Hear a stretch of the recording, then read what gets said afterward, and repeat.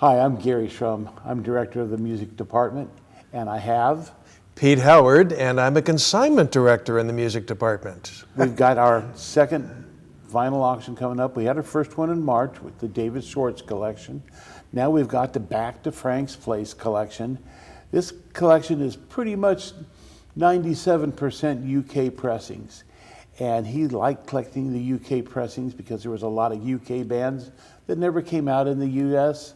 They had exceptional sound quality, unique covers other than the US sometimes, and they did these beautifully high glossy covers that we're going to share some of them with you today, and we're very excited about this collection.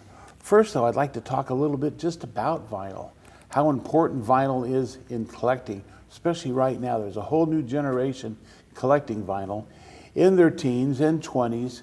I go to the record fairs and it's just so great to see all these young people want to pick up an original Muddy Waters album or an original Beatles album or Buddy Holly, or they want all their Nirvana albums on vinyl. They want to hear that true warmth feeling of vinyl. And it's really important to find them, but it's harder and harder to find them in good condition, as a lot of people are paying very premium prices to get a hold of certain rare records today. We have some of those in this auction. And the auction is live right now. You can go to our website and see what we have. There's about 115, 20 albums in there. Like I said, mostly UK pressings, but exceptional pieces. Some in mono that you can't find in the US, and some in mono that just don't exist nowadays in decent condition as these are. And I think I'm going to let Pete start off with a prized possession in his hand that everybody was going to recognize, but there's some special information on this. Yeah, well, hello, of course, the Beatles' debut album, from all recorded mostly in one day on February 11th, 1963, and changed the world, of course. And we're talking about Please Please Me. And serious record or Beatle collectors know that the first pressing was done on the old-fashioned black and gold Parlophone label, and then pretty quickly switched to the more modern record label, which was used throughout the 60s. So to find this record with its original black and gold label, you feel like you do have, I should say, a record that was pressed when they were still very much on the way up and accessible and could be met at the side stage door after a concert along with 5 or 6 other people.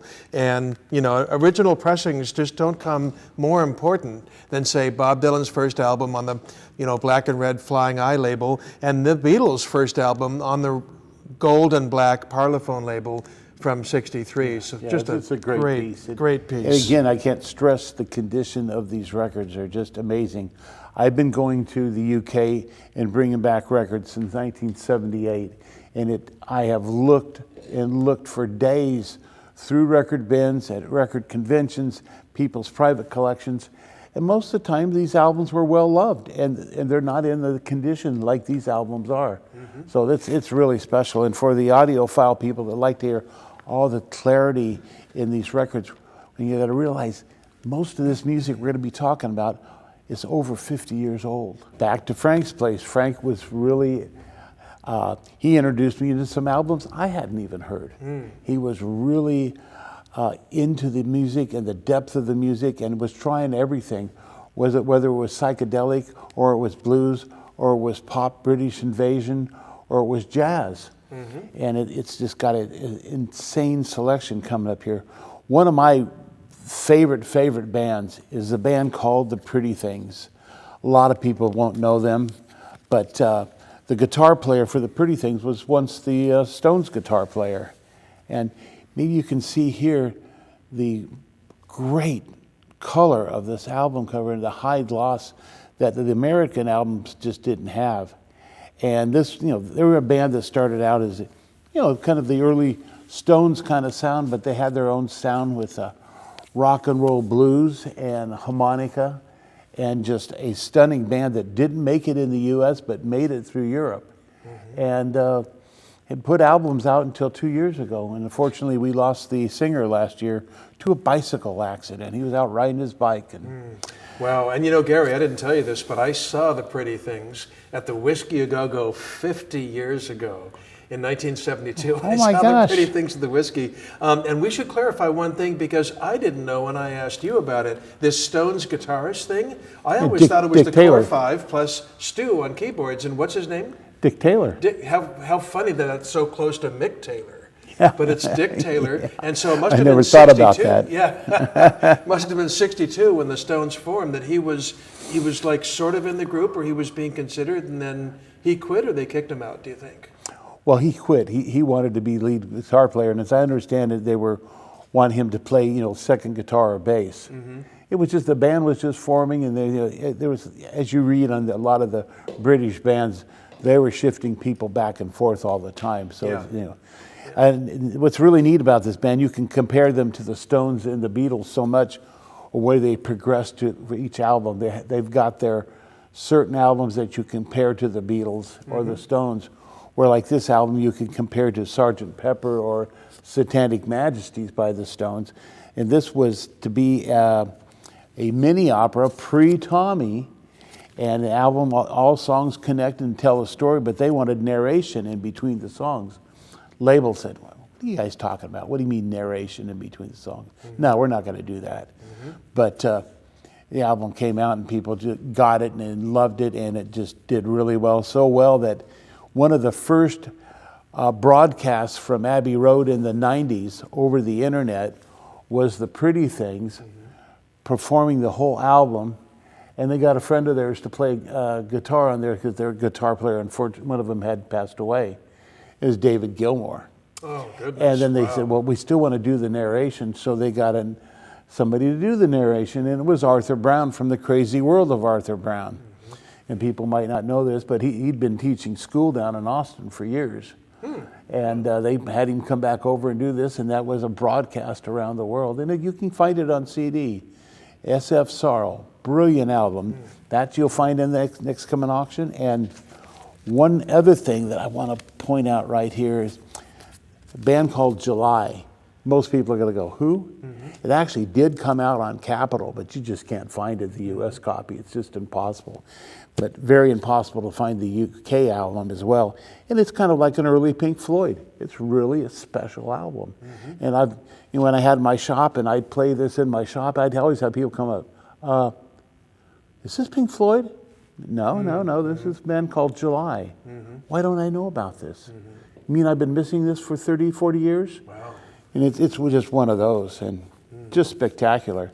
But Gary, I had a question about that. When it comes to obscure 60s psychedelia, are the collectors today who are going to be bidding on these things, are they all baby boomers like you and me, or are people in their 30s and 40s and 20s interested in this stuff? Well, they were, I'd say, about 10, 15 years ago.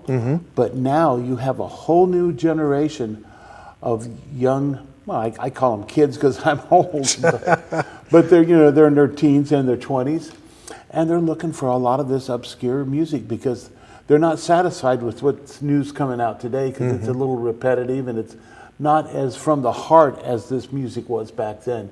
And these guys honed their music by playing in little dives and garages and whatever you could do, where a lot of stuff now is coming out, it's just all studio. And magic stuff to have this type of stuff still around and available. Coming up in our auction. Yeah, so, well, that's a group called July. Here's a group even more obscure that you've never heard of. Just kidding, another Beatle record here, and of course it's the most famous album cover in the history of music, not just rock or pop, going back to Edison Cylinders. This is the most famous cover in the history of recorded music. And we have here a third state, of course, Beatles Butcher cover from '66 on Yesterday and Today. And just so those who don't know, first state means it's the way it was first printed with the smocks and the pieces of meat. Second state is the covered over. And the third one is after that cover over has been peeled off like this. And this image works perfectly well. If you can't afford a first state Beatles Butcher cover, and who can, frankly, this works great because it's, and it's from '66 and it's the image, it's the record, it's stereo, it's got that great stripe that's at the the top. rarest one you can get, because they pulled this record off a couple of days after it was released. They sent out the recall letters. And back in those times, the stereo copies didn't get sent out except to the high-end stereo shops at first, because they wanted to sell mono copies at $2.98, and then a couple of weeks later they'd put out the stereo copies, and people would buy the stereo again for $3.98. It was a thing that they had going on, but it worked with me. I'd buy the mono. I couldn't wait. Then I ended up buying the stereo. Yeah. But a very good condition peel. This is, you see some that'll have tears and things on it, but look at this. This is stunning. And again, this is one of the pieces from Back to Frank's place that, he didn't collect just the UK copies. Other unique pieces and stuff that he liked and he grew up with. Absolutely. And again, the fact that this is the stereo with that gray stripe at the top, man, a first state stereo yesterday and today butcher cover is just out of most people's price range. Well, we sold a sealed stereo, was it last year? Yeah, in the David Schwartz auction. Okay. We sold that for $125,000, still sealed. Right. So, So who here cares you can about get one here for, maybe it'll go for 7, 8, 10,000, 12. We've sold them before. We've had a few through, but this kind of condition, this is special. Yeah, super piece. Yeah, great. What you got next? Here's another great band, the Small Faces, which later turned into Rod Stewart and the Faces.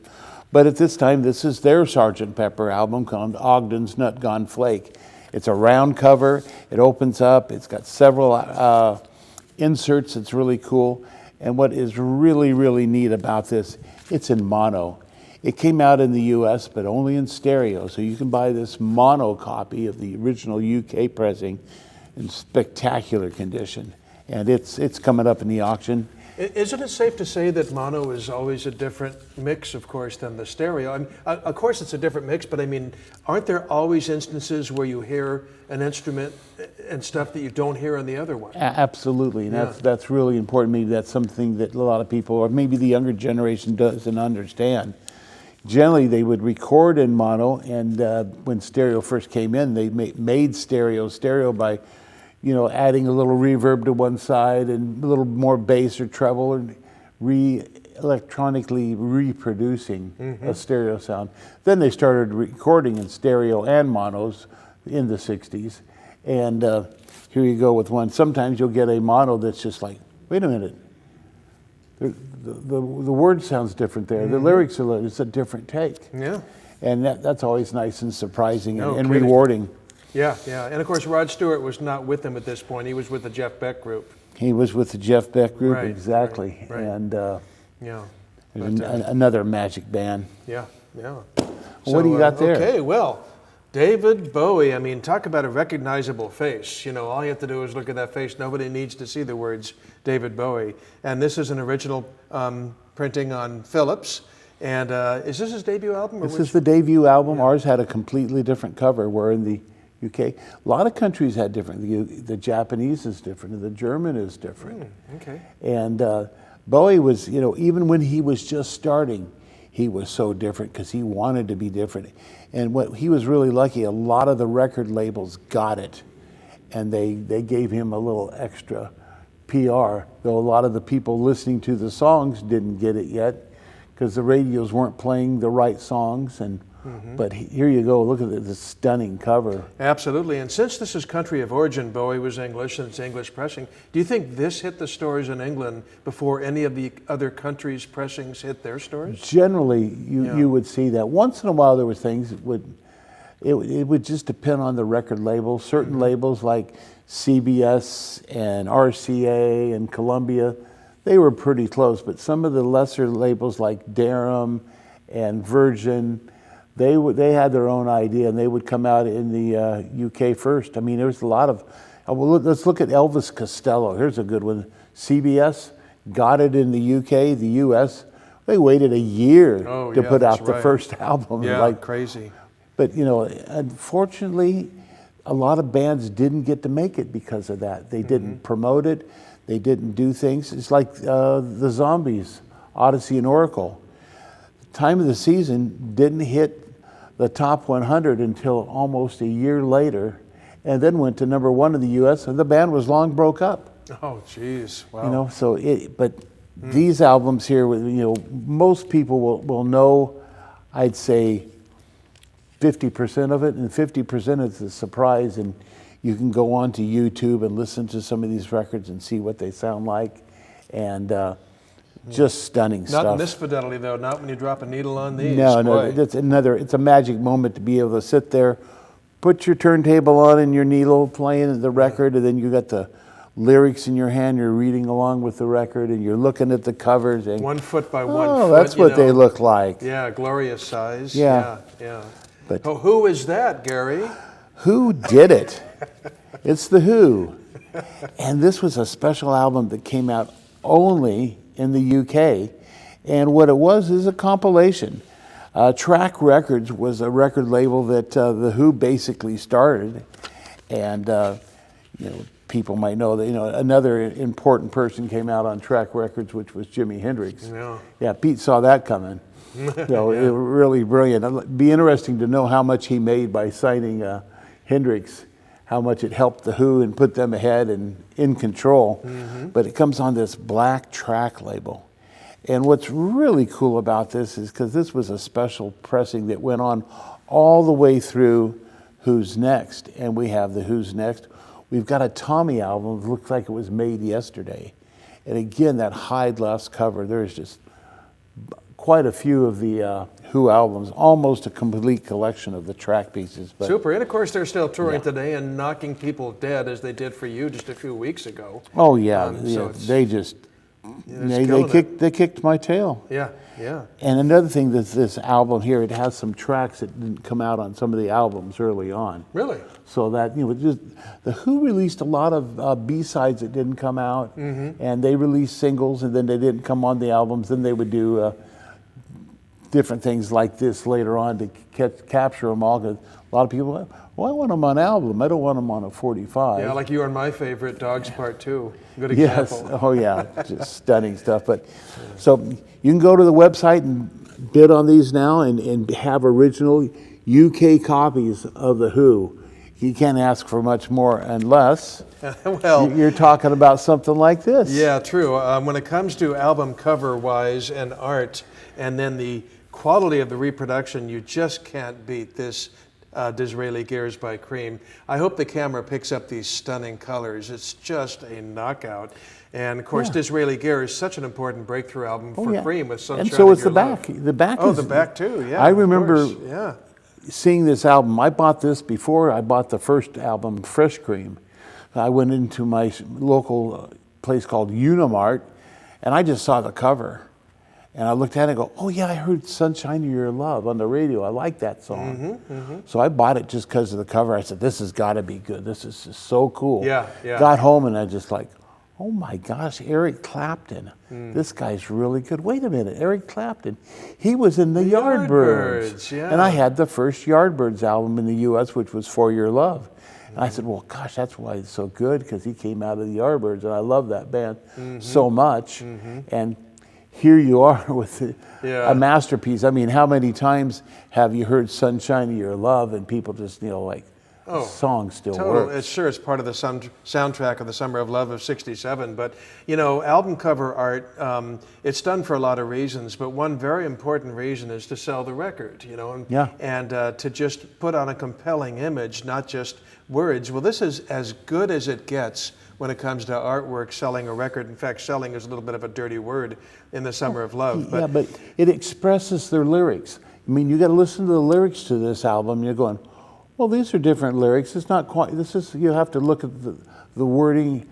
This is giving you a picture of something, but not like reading a book. This is, references and underlying meanings and stuff. And to have a really deep album cover like this and the lyrics to be what they are on this, it's just a perfect match. Yes, it certainly is. And by the way, we should give credit to the album cover artist, Martin Sharp, the Australian pop artist, and he did Wheels of Fire as well, the silver and black next album, I believe, after this. He also, Martin Sharp, co-wrote Tales of Brave Ulysses, and he did the posters that we've sold at Heritage that are so popular, the Bob Dylan Blowin' in the Mind, and there's a Jimi Hendrix Explosion poster. Anyway, Martin Sharp was the thing back then, and this this album cover art really helped catapult him to international fame. And here's a chance, the first pressing, look at the deep richness. This must have cost a fortune to print. Oh, yeah. The deep richness of these colors is just crazy. Reaction Records, yeah. So. And it's a mono copy. Yay. So the spectacular sound of this compared to a CD is really a big deal. A lot of difference in it. Yeah, absolutely. And so speaking of Clapton. Speaking of Clapton, here we've got 5 live Yardbirds. One of the best live albums. It is just blues. It is just spectacular. And there you go. There's another face of Eric Clapton. There he is right there. And I can't say enough about this album. It just has all these great blues tracks on it, like I'm a Man, Here It Is, Smokestack Lightning, Good Morning Little Schoolgirl, Too Much Monkey Business. It's just a stupendous album with Keith Relf vocals and harmonica. This band was...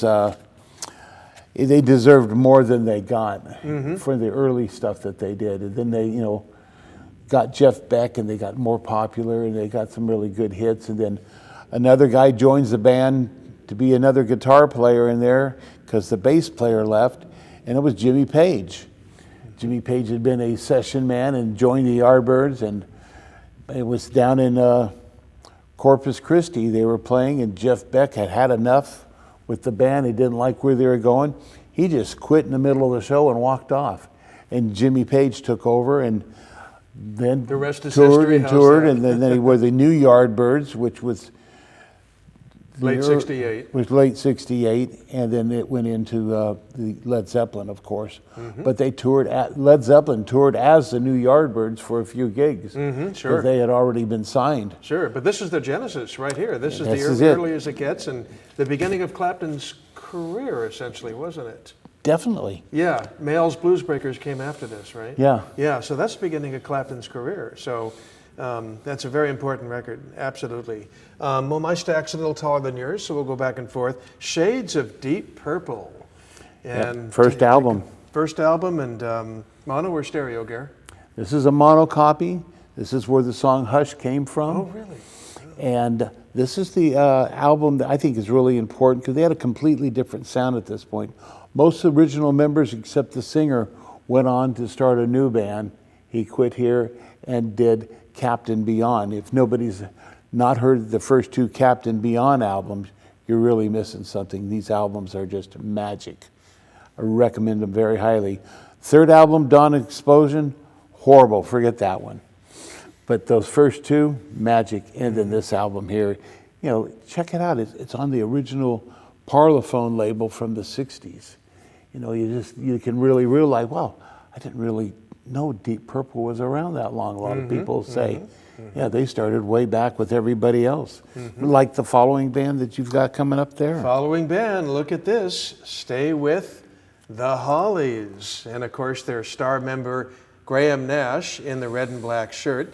And Hollies, so important in English rock history throughout the 60s. Friends to the Beatles and everyone else. And named themselves after Buddy Holly, another Texas boy. Greatly influential, and their music lives strong today. Graham himself, if we may name drop, is a real friend to Heritage. We sold 19, I believe, of his guitars at auction a few years ago. And nicest guy, just walking around Heritage. Everybody loved Graham. But amazing, and it's so much fun to work with, and boy, what stories he had to tell. We had a lot of fun. And this is a debut album, and just great nick. The British say nick for condition, so we should use that term more often in this video. In great nick, the Hollies' first album with just a brilliant picture on the front, just not used on any other American album, and probably no other album around the world. So, okay, what you got next? Well, we're going to jump back to a little more psychedelic. Here's a really strong album that most people won't know about. It's called Leaf Hound, Growers of Mushroom. This came out tail end of the 60s, early 70s when the band started working on this material. And I would have to compare them to, I would say, Black Sabbath, Led Zeppelin, Bad Company, early Bad Company. Just a strong rock and roll album with lots of energy. A little psychedelic, but a little more hard rock. This would have to be in the vein of these bands I've just mentioned, and very, very hard to find. And this is the best copy I've ever seen. Look at that cover. It is just stunning condition. And last year, I know one much lesser condition sold for $12,000. And here we are, it's on the original Decca label. Look at that, ain't that pretty? Again, you can go on the internet, go onto YouTube, and you can listen to any number of these albums that we're showing you. The people will go, well, I don't know what that sounds like. Well, you can see what the CDs sound like, and then you can have a chance to own the original sound on vinyl by bidding on these in the auction. Another band that a lot of people probably wouldn't recognize or think they didn't recognize them, but there were three bands called Kaleidoscope. There was an American band, David Lindley, that played a guitar for Jackson Browne. He had a couple of bands. I want to say 2 albums here. Sure. And there was 2 albums for Kaleidoscope in the UK, but a completely different band, very psychedelic, Pink Floydish again, but very British sound to them, and just wonderful. You don't miss listening to this album. This is one that most people missed, and one when I'd play it in my shop, I'd always have people complimenting on it because it was just so stunning and just a great, great, great piece. We have both of their albums in this auction, by the way. Nice. Well, I think we're going to segue from psychedelic into a little bit of Guitar God going on here, because debut album by Quicksilver Messenger Service with 2 killers on guitar.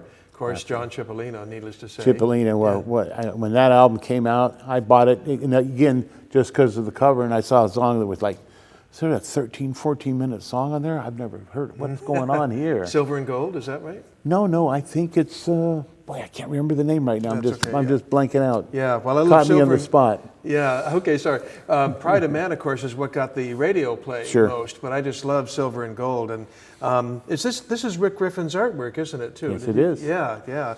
But a debut album, which was a major, important record in '68. In '68, yeah, they were going early on up in San Francisco, real early with the rest of the bands.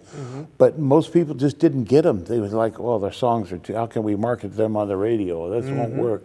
So they didn't get signed for quite a while. And when they did, this was an album that I just played to death and loved it. And it's a mono copy. There was a US mono. Very rarely do you see it.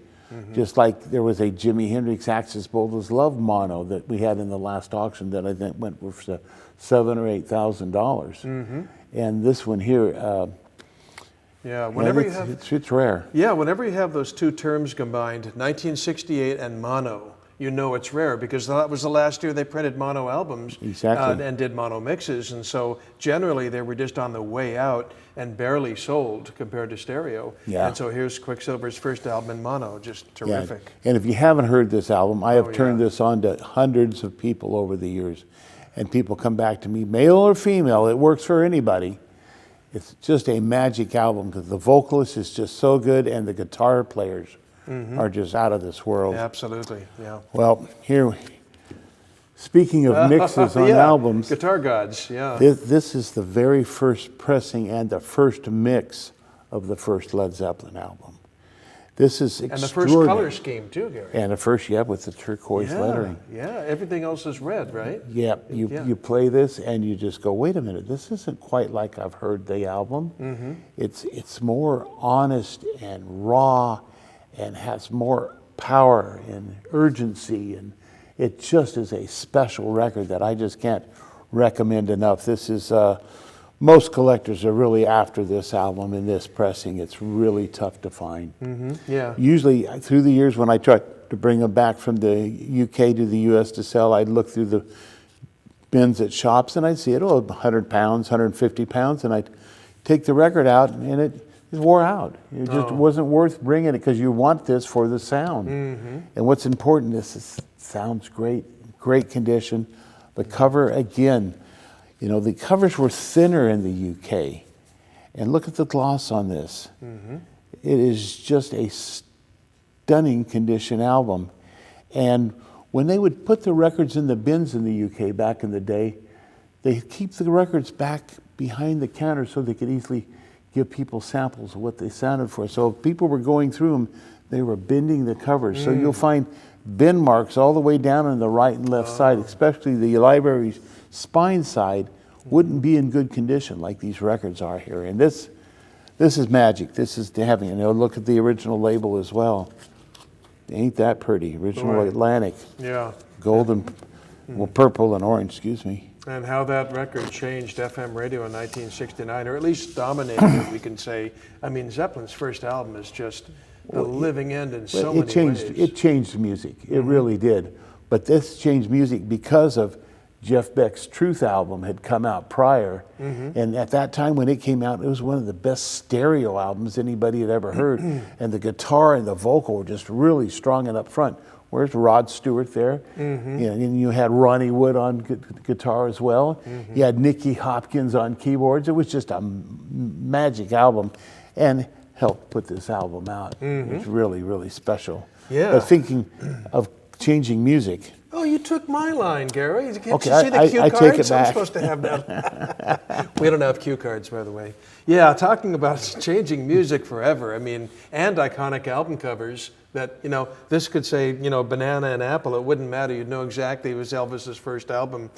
Now, this is a UK pressing, right? That's the original UK pressing. And something we really need to do on this one, excuse me a second. I want to share this with everybody, is the unique label that it has. His master's voice? His master's voice, and this purple, or burgundy. Look at that. Wow. Just wonderful piece. Looks like it's from the days of '78. That's really something. Yeah, Wow. this is great, 'cause this one especially, I can't tell you how many hundreds I saw over in the UK, and I could never bring them back because they were totally worn out. I mean, this is the album that really made a big deal. This was rock and roll. You look at that cover and you're just going, okay, yeah, this is rock and roll. This is going on. So important that the Clash used it for their London There Calling you go. album. Absolutely, without question. Didn't he have an album called Elvis Presley #1 or something? Yeah. Was that the debut, or was this That's the the debut? debut. Wait a minute, no, this is the debut, and that's the second album. Okay. Yeah. Yeah, so, well, Pink Yeah, and Green was never the same again after this. Yeah, the #1 came out over in the UK, and it wasn't called #1 here. I think it came out on a 10-inch in Japan with that same cover. Okay. But very cool. Yeah. Speaking of covers, Yeah. we were talking about this earlier, and this is Tyrannosaurus Rex, which later became T-Rex, which was Mark Bolan in T-Rex. And when this came out, I was still in high school, and there was a record store near my high school, and my friend and I would go down and we'd look at this cover and just go, what is this? What kind of music is this? We just keep looking at it. Never heard it, no singles, no radio play. Finally, I talked my friend into buying it. We took it home, and wow, this is different. 2 musicians on this album, drums, guitars, and vocals. Amazing. And it was kind of a folky blues. Yeah, we were listening to it an hour ago, and I sort of thought there was a blues shuffle. I really liked the song. Yeah. I don't know why it wasn't put out in America. That's crazy. Of course, Bolan was a superstar, in Europe and England, but didn't break through here. But they were, with Bang a Gong, Get It On and stuff, they were certainly big enough. And I don't know why that didn't come out here. Yeah, it should have. At the time, and other things came out later on when he became a rock band and a 4-piece band, and he had his own TV show in the UK. And the first year he had his TV show, he had Elton John on there, he had David Bowie, and they jammed together, and he was signed up for the second year, and the show was going to start in a couple of weeks. They were going to start taping him. He'd got his tires rotated, or maybe new tires on his car. Yeah. Somebody hadn't tightened one of the tires, the wheel came off, hit a tree, he was gone. Yeah. And we're way too short, but they've just found a bunch of unusual recordings that they never released, and they've just come out in the UK. So there's got to be 8 or 9 albums of material out from these guys. And that cover is just such a detailed piece of artwork showing all that animal life and everything with Bolan. Is really Yeah, you could go on our website and get a nice clear image of it, and you can blow up different parts of the album and look at the depth and the intricate artwork that went on from this artist for the first album. It's just really spectacular. Now that line at the bottom, is that the long name of the album, or is that just a lyric quote? No, that's the name. That's the name of the album. Well, not the best marketing title for an album, but the magic's in the music and the album cover. It's just, yeah, it's one you just want to stare at for 5 minutes and find new things all the time. Oh yeah, and you know, we're talking about an album called My People Were Fair and Had Sky in Their Hair, but now they're content to wear stars on their brows. Yeah. So, yeah, let's see how many fans remember that title. And, you know, well, how about from such a beautiful, psychedelic, unusual album cover to arguably one of the worst album covers of the 60s? But we all know it was a replacement cover, of course, because the original fascinating artwork of the outhouse toilet with all the graffiti was nixed by the record label ultimately. But so this is, of course, Beggar's Banquet by the Stones, 1968. So I got this, a friend named Eugene, when I was 15 years old, recommended it, and I got this album at the time, and I put the needle on, as you would always say, and Sympathy for the Devil came on and just blew my mind. And what a land break. So is this being 60, it is a mono or first printing stereo? it's a mono copy. Jeez. See, in the U.S., it did not come out in mono, so you can really recognize some differences when you play it. It's really special. And this is the Stones albums where they just changed. This is where they took off and got that new sound, which would, you know, be nurtured in Sticky Fingers, Let It Bleed, and so on into the 70s. Yeah. And yeah, they went from a hit singles band that also liked R&B and blues, Sure. but a hit singles driven band with Satisfaction and Cloud and all that, Mother's Little Helper. With this album, they became an album band, absolutely. And I was just listening to an interview with Keith Richards a couple of weeks ago, and I always knew Keith as a Stones guitar player. I didn't realize he played on Sympathy for the Devil, the lead-off track, he's playing bass. I did not know that. Keith, he named a bunch of songs he played bass on, and I know, where was Bill Wyman? I don't know, but it's interesting to know that Keith, but that's very much a side note. But anyway, to get a 68 mono pressing, who knows what you would hear differently in things like Sympathy for the Devil. It must be fascinating. Yeah, So, yeah, great piece. Great really piece. stuff. Yeah. Here's another one of those obscure bands, and this is just terrific. Female vocal. I believe channeling early Joni Mitchell. Yes, Yeah. I believe it's got a really great close comparison, and it's got that British folky sound with a lot of, you know, acoustic instruments, and it is just stupendous. They just put out a box set which was sold out in less than a week. Really? With all their material on it. It took me a couple of months till they repressed it to get a copy for myself. Wow. On CD, and I recommend it highly. It's called The Trees, and again, go to YouTube and listen to this album. This is great. Female vocals, just super. And speaking of female vocals, Two's better than one. that's right. Mellow Candle, 2 female vocals. You know, you look at it, you go, oh, heart. Yeah, this is cool. Yeah. But again, very folky, psychedelic sounding with female vocals. It's just superb and extremely hard to find. And again, in amazing condition. And it just goes to show how much luck plays into success in the music business, because you listen to these things and you go, that's as good as this and that's as good as that. Yeah. And, you know, everything seemed to be there, the elements, but the fickle finger of fate just picks some musicians for success and others to the dustbin of obscurity. It was all about if that right disc jockey would play this and it would get out there to the people, or if people went into a record store and they played it and the other people heard it, and then they went to their house and heard it, and it, you know, got going. But a lot of these bands didn't get to that point, and unfortunately, though they deserve to, now they're selling on reissues, some reissued vinyl or just CD. And most of these albums that we've showed you are all on CD. But to get them on the original vinyl and the original pressings and the good quality of the vinyl back then reproduces the sound so well. Oh, the warmth of analog. You Yeah, know, the exactly. absolute warmth of analog. So to go from that mellow to female, gentleness to the angry young them. Yeah. Here they are, led by Van, the man, of course, Van Morrison on this. And Van's still going strong 50 years later, 55, 57, Oh, whatever he's you... stupendous. We did a Teen Cancer America auction. It's got to be right before the pandemic, I guess, probably in 18 or early 19. Raised close to $6 million, and we had The Who without Pete Townsend. We had Van Morrison. We had Jewel was there, and But I remember Ed I remember you telling me that Van just kicked rear. I was shocked. Yeah. Yeah, he opened up with all the old Them songs and just pulled them off. He was playing either harmonica or saxophone most of the night.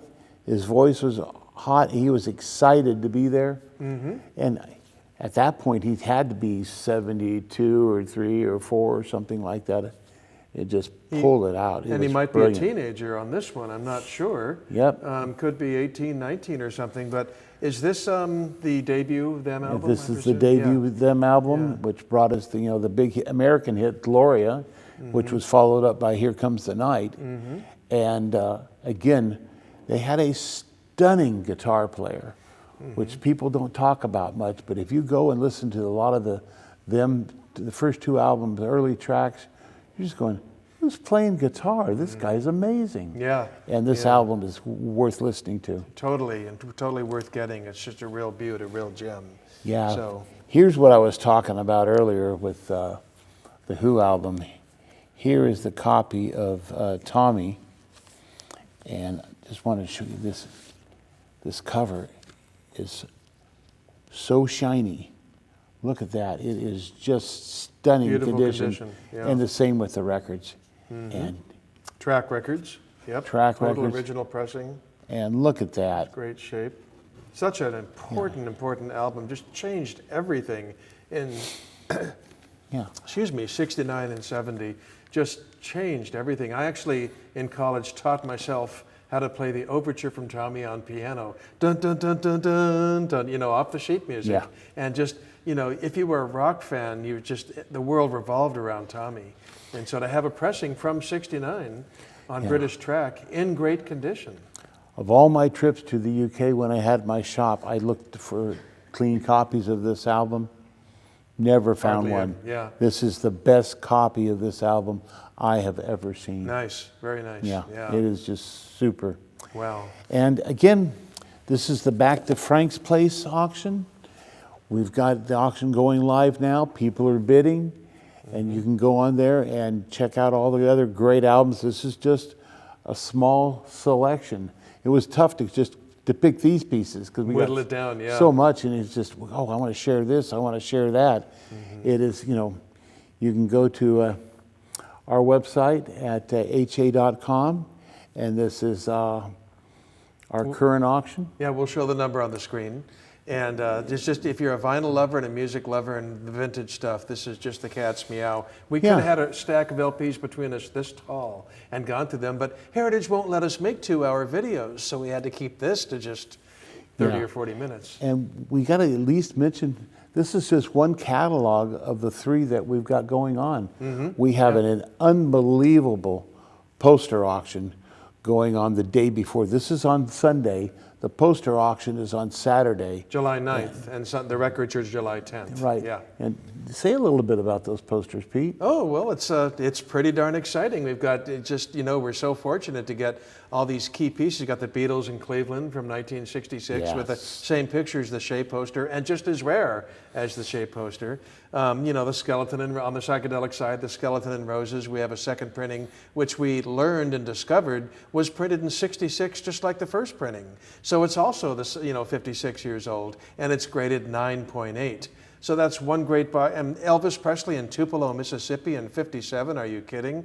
And of course the new movie's driving everything crazy about Elvis, including It Will for that record. New movie getting raves. And just lots of glorious concert posters. And then Garry's got his music memorabilia side with some... Oh yeah, we have great vinyl, we have great autographs, we have all kinds of different awards in this auction.